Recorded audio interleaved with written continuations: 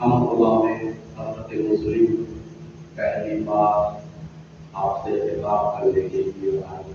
مجھے امید ہے ہم سے کوفہ نہیں ہے، ہم سے کربلا ہے، ہم سے نجف ہے، ہم سے خیبر والوں کا استقبال کرنے والا علاقہ ہے، علماء کی بستی ہے، اہل علم، اہل مجلس، اہل فہم.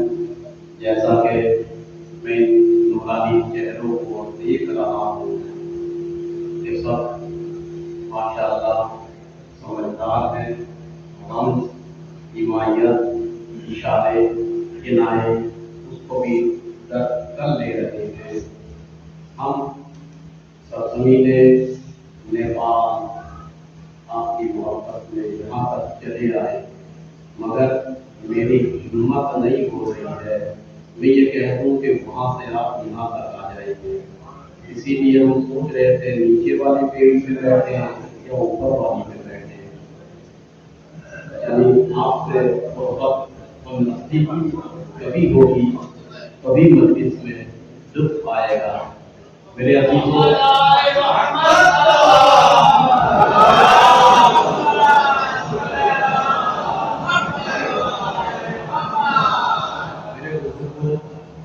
کے لیے معافی چاہتا ہوں، مگر بڑے پیار سے چند لفظوں کو عرض کرنے یہاں تک پہنچا ہوں. یہ میری خوش نصیبی ہے. ہم جس سرزمین پہ ہے نہ کوئی شیعہ مسجد ہے، نہ کوئی شیعہ مدرسہ ہے، نہ کوئی شیعہ امام باڑہ ہے، نہ کوئی شیعہ قبرستان ہے. اتنا گھر، فانوس، لائٹ، پنکھے کچھ نہیں ہے، مگر آپ ایک چیز ہے اور جمع حسین کھڑا ہے. اور اس پر جمع حسین کو ہم نے زندہ رکھا ہے، اور آپ کی دعا سے قیامت تک آپ کے ظہور کے بعد آپ کے ہاتھوں میں جب تک نہیں دیا جاتا، ہم اپنے خون سے، ہم اپنی زبان سے، اپنی اولادوں کی قربانی سے، ہم اپنی نسلوں کی قربانی سے اس کو زندہ رکھیں گے. میرے عزیزوں، میرے دوستوں، میرے بزرگوں، انسان اس دنیا سے گزرتا ہے، آپ کو بھی گزرنا ہے. کوئی گارنٹی دے سکتا ہے کہ میں زندہ رہوں گا؟ جب مرسل آدم نہ رہے کون رہے گا؟ بڑے بڑے دنیا کے ہٹلر گئے، بڑے بڑے نمرود گئے، بڑے بڑے یزید گئے، تو یہ بھولا بندر کیا ہے؟ مگر جانے میں فرق ہے. جب ہمارے بوڑھے گئے تو شہید گئے. جو بھی شعر پڑھ رہے تھے نا میرے یہ جوان شاعر، جب ہمارے بزرگ، ہمارے بوڑھے 87 ایئرس کے گئے تو ہیرو گئے، قہرمان گئے. چاہے کسی نے پوسٹر اتروانے کی ان کی کوشش کی، مگر دلوں کا پوسٹر کوئی اتار.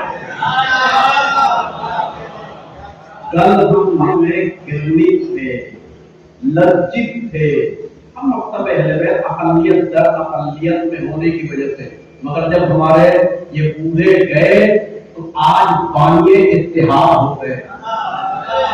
کل بتاؤں ممبر پہ کہ جو ہمیں کل پائیدی میں بٹھانے کے لائق نہیں سمجھتے تھے، آج ہمیں سرانے لگا دے رہے ہیں. تو جانے جانے میں فرق ہے، مرنے مرنے میں فرق ہے. تمہارا مرے گا قبر کا پتہ نہیں چلے گا. ہمارا حسین بھی گیا ہے 5 کروڑ کے شہروں پہ.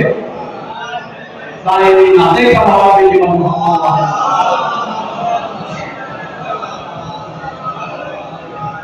میرے عزیزوں، میرے بزرگوں، جانا سب کو ہے، لیکن ایک بات کہنا چاہتا ہوں، چہلم سب کی ایک بار ہوتی ہے، 2 بار نہیں ہوتی، 10 بار نہیں ہوتی ہے، کوئی برسی ہو سکتی ہے.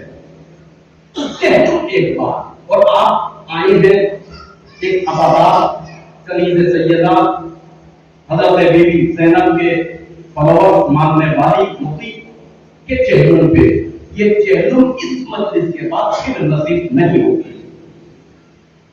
لہذا جو لوگ یہ سوچ کر آئے ہیں نہیں جائیں گے تو ان کے گھر والے کیا کہیں گے، سوچ لیجیے، اس سوچ کو چھوڑ دیجیے. پھر مجلس کا فائدہ نہیں ہے.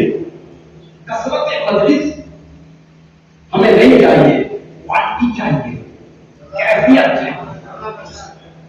10 مجلس کروا لیجیے، مگر پھر بھی سماج میں اگر سماج زیادہ ہو مجلس کا اثر نہیں ہو رہا ہے. 20 مجلس کروا لیجیے مگر جوان ہمارے بگڑے ہوئے ہو. کوئی نام کی مجلس ہے، کام کی مجلس نہیں ہے، روح ہے مجلس نہیں ہے، اسپرٹ نہیں ہے. آپ سمجھ لینا اس مجلس کا کوئی فائدہ اتنا نہیں ہوگا. لہذا کوالٹی چاہیے. اب اس مرحومہ سیدہ ماجدہ بانو کی یہ پہلی اور آخری چہلم ہے. دوستوں خوش نصیب ہے وہ لوگ کہ جو ان کی چہلم میں آئے ہیں. کیوں؟ چونکہ ہم مکتب اہل بیت کے مرنے والے شیعہ مرتے نہیں ہیں، سبیل حسین پہ مرتے ہیں، شہید ہوتے ہیں، زندہ رہتے ہیں، آزاد رہتے ہیں. وہ شفاعت کے لائق ہیں. تو جان نامر ہالسٹن بھی اپنی کتاب میں لکھ رہا ہے کہ ابو طالب کا شیوا تھا. اور دیجیے گا کہ جب سے بھتیجے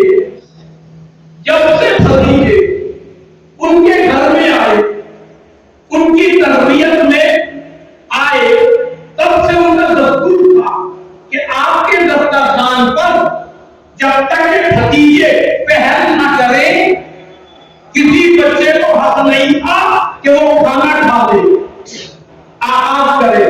اللہ اکبر. یہ ہے تربیت، یہ ہے ماحول، یہ ہے تعلیم. ابو طالب کا ایک دن کا واقعہ ہے.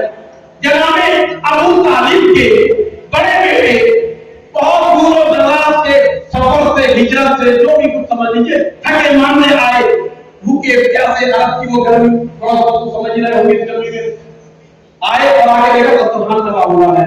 ابو طالب کے گھر میں بھی کھانا وانا کیسے ہوتا تھا، یہ ایک کٹورا دودھ وغیرہ وغیرہ. آئے، پیاس کی شدت تھی.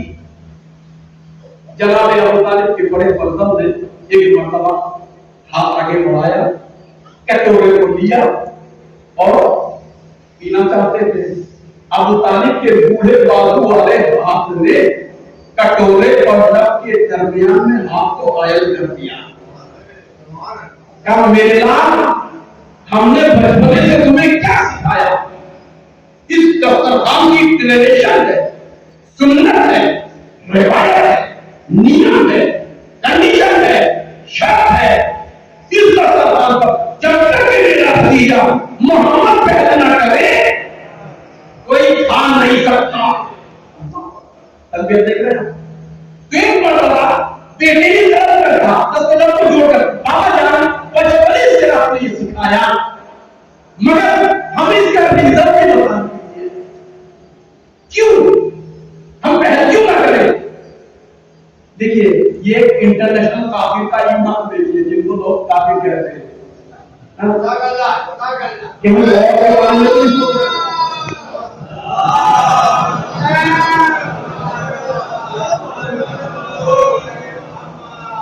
تو جناب طالب نے کہا کہ بابا جان یہ بتائیے آپ کا نیم ہے وہ ہے آپ فرماتے ہیں کہ کبھی بھی میرے بھتیجے سگی اولاد سے بھتیجے کو فوقیت دینا قسم خدا کی اگر یوسف کے بھائی ہوتے نبی کو نہ کر دیتے یا ابو طالب کا ہوتا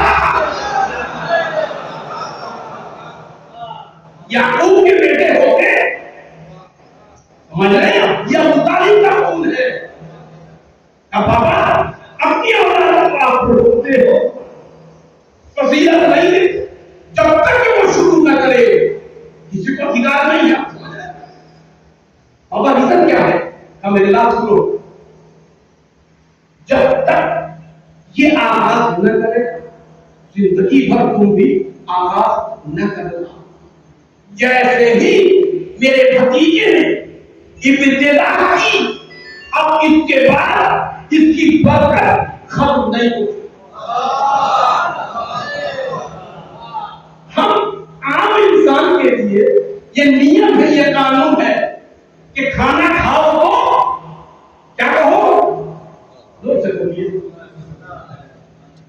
ہم سے میں یہی کہا جاتا ہے، سبھی کی بولی ہو گئی، سب کو چھڑا دیا، فاطمہ بنت اسد امامت کے اشارے سے، نبوت کے اعلان سے صحیح ہو گئی۔ مجھے کہنے دو، ہم سن کے جوانوں کی جانب سے ارے موقع کی عورتوں سلم شدہ سب مل کر گروہ کے ساتھ گروہ کے گروہ ایک علی کا مقابلے کے لیے 13-14 عورتیں، وہ بھی علی ابھی دنیا میں نہیں پیٹ میں، تو اگر علی کا مقابلہ عورتوں کا گروہ پیٹ میں نہ کر سکا، جنگ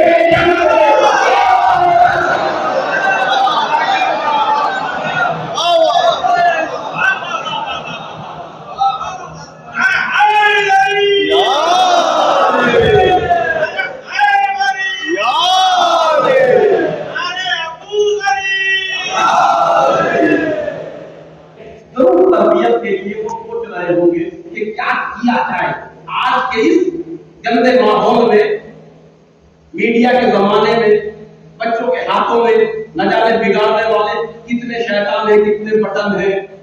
لہذا آج کے سماج میں بہت ضروری ہے کہ ہم اپنی مجلسوں میں تربیت کے اوپر بھی دھیان دیں، اور اس میں سب سے عظیم کردار ہے ماں کا۔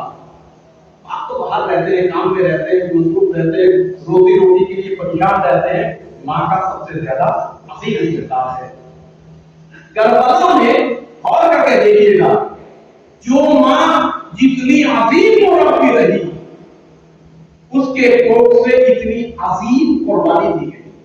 تربیت میں 4 چیزوں کا ڈائریکٹ اثر ہوتا ہے، انڈائریکٹ بہت ساری چیزوں کا۔ ایک جلدی میں کر دوں، ایک ماحول کا اثر ہوتا ہے۔ کیا ہے ماحول کا؟ ماحول کا انسان کے اوپر ڈائریکٹ اثر ہوتا ہے۔ یہی وجہ ہے کہ جب بھی انسان کوئی مکان خریدنا چاہتا ہے تو یہ دیکھتا ہے سوسائٹی کا ماحول کیا ہے کہ نہیں ہے۔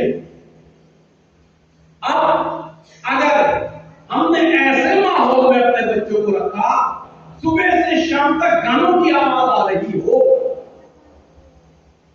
صبح سے شام تک ڈانس گانا جو بھی چیزیں ہیں ضد اسلام، ضد معنویت، اس میں ہم نے اپنے بچے کی تربیت کی، اور امید یہ رکھے کہ میرا بچہ حافظ قرآن ہو جائے گا؟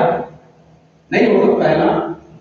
ماحول کا اثر بچے کے اوپر ڈائریکٹ ہوتا ہے۔